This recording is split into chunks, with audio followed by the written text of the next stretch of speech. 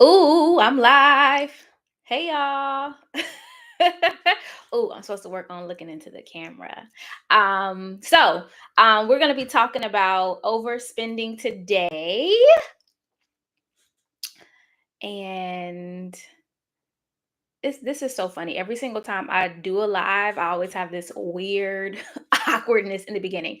But for those of you who don't know me, my name is Tremaine Wills. I am a financial planner and investment advisor, lover of teaching all things related to money and personal finance.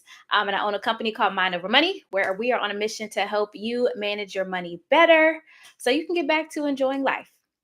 If you are somebody that needs some free templates, things to just help you manage your money better, you can tap the link that is below this video and grab our basics bundle. It has a budget template, debt payoff template, credit repair guide, just so many different things that are going to help you manage your money better so that you can stop trying to figure out what to do and just follow a strategy. All right, so today we're going to be talking about overspending, and I got some notes, right? um I want to talk about, well, what overspending is, who is guilty of overspending, and then give you some steps so that you can do better and put an end to it. Right, we want to stop the overspending so that way we can get a handle of our finances. Okay, so first let's talk about, what is overspending? Overspending is what happens when you have a set amount of money that you're supposed to spend on a particular thing, right? It could be how much money you're supposed to be spending eating out, and in general, just like spending overall, right? Overspending occurs when you spend more money than you're supposed to. And typically when you spend more than you should, we bridge that gap with credit cards. So if my budget is to only spend, let's say, $3,500, and I exceed that and spend 4,000, 4,500, that extra 500 or $1,000 is money that's put on my credit card that I was not anticipating putting on the credit card to spend. Right. And that's what happens for many of us. We overspend, and then because we overextend, that money goes onto our credit cards, and that's how we end up in credit card debt, right? Continuously overspending, and that's why we see such a huge debt problem.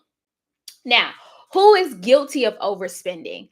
So many people. I was doing some research and I found that over 80% of people overspend their budget every single month. 80%.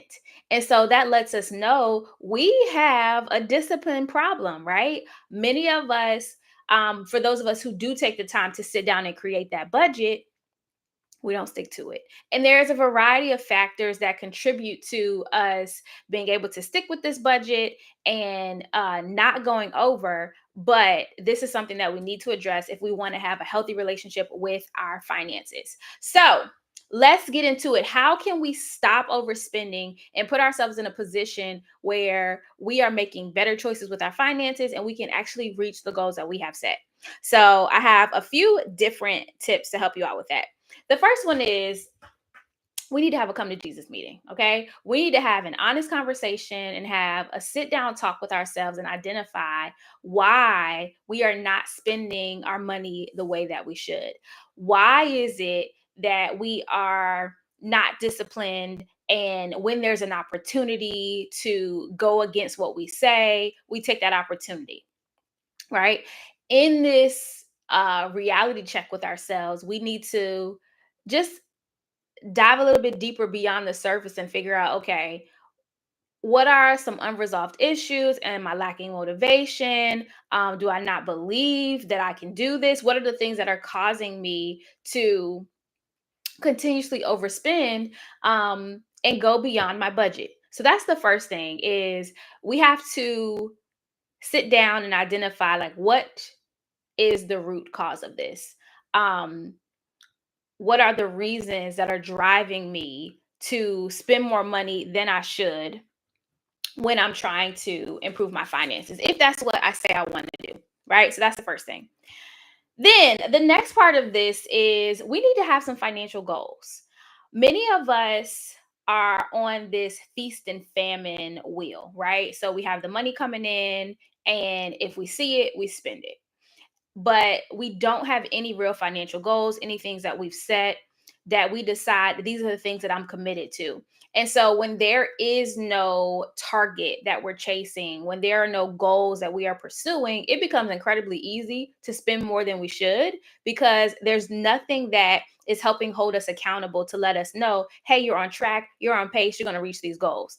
So the next thing that we want to do is we want to create some financial goals. What are the things that you're going to be chasing that you are going to be able to track and see, like, okay, yes, this is something that I care about and I want to see this come into fruition, right? So for many people that could look like, oh, I want to be able to save money to purchase a home, so getting that down payment together.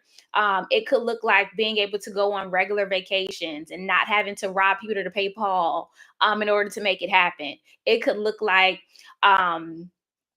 putting money away for children's education so that they don't have to incur student loans, right? There's so many different things that could be financial goals for you, but you want to get clear on what those are so that way you have a reason to curb your overspending, because now there is a consequence to when you don't do what you said you were going to do.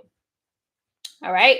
So then once we decide what those goals are, we have to determine if we're going to be able to reach them. So if you look at your current financial habits, right, and you see that you're constantly overspending and there's always a balance on your credit cards, if you continue going down this route, will you be able to reach any of those goals? And this is a question that we need to ask ourselves, right? We might have identified, like, well, what the problem is. And for some of us, we know, right? We got emotional triggers and we just spend when we feel like, we deserve it, right? But if we sit down and we think to ourselves, like, okay, if I keep going down this path, am I going to reach the goals that I've set? And now it's time for a sobering moment for us to realize that the answer is no, right? If we continue doing things the way that we've been doing, nothing's going to change. And we are just kicking the problem further down the road into a place where the consequences are going to be even more dire. So it's important that if you're in this moment where you realize you're overspending, okay, now it's time to make a change and realize that there are actual real consequences if we don't do something different. And then the next thing is we have to realize that, okay, what is the reason that I want to change? What is that deep, compelling thing that's going to motivate me, inspire me, help me stick with this thing, right? Because for many of us, we have years and years and years of these financial habits, whether they're good or bad. And if you're trying to change poor financial habits, you are breaking a routine, a pattern, a cycle. And so there has to be a strong enough force that's going to help you break that pattern so you don't slip right back into it because it's easy, comfortable, convenient is what you're used to. So figuring out what that deep, compelling reason why that you have to do something different is going to help you anchor your change to that. So let's say, for example, you are trying to stop overspending because you want to buy a house.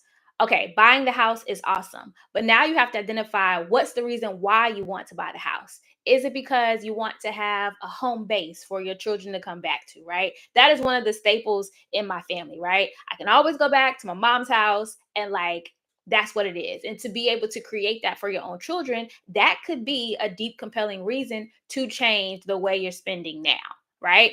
So, that motivating factor, that motivating force is going to be different for so many people. But once you can get your hands around whatever it is, it's going to allow you to decide and commit to the change. So you want to figure out what that motivating force is. Then you want to keep it top of mind. So this can't just be something you sit down and think about once a year or only around the holidays. You're gonna want to bring it to your remembrance often. So as you are faced with a decision to overspend or to not overspend, boom, that should pop into your mind like, okay, I'm doing this because I want to reach whatever motivating goal you have, right? And then get some accountability, right? This could look like friends, it could look like small group coaching, it could look like having an advisor, it could look like so many different things, right? But you want to have somebody or an app or something that you are checking in with so that you can hold yourself accountable to what you said you were going to do. This is also going to help you identify and see patterns where you might be able to see, like, oh, this thing is a trigger, right? If I have a bad day, I find myself on Amazon, and next thing I know, $250 spent, right? So, going through all of these steps and identifying, like, okay, what is going to be my motivating force to change, and making sure that you're committed to it is going to help you transform your finances, right?